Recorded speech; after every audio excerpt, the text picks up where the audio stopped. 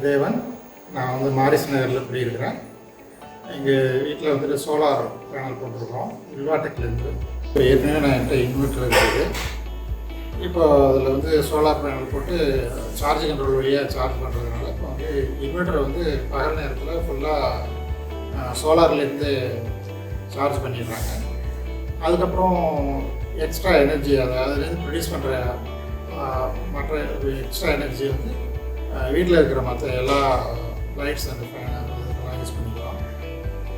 நைட்டில் வந்துட்டு பேட்டரியிலேருந்து எடுத்துப்பாங்க, அப்புறம் ஈபிலேருந்து வந்துடுது அது மாதிரி. அதனால் எனக்கு வந்துட்டு ஒரு 200 யூனிட்டுக்கு மேலே மிச்சமாகுது. நான் நார்மலாக ஒரு 500-600 யூனிட் யூஸ் பண்ணிகிட்டு இருந்தேன். 200 யூனிட் மிச்சமாகிறதுனால எனக்கு வந்துட்டு நல்ல பிரயோஜனமாக இருக்குது.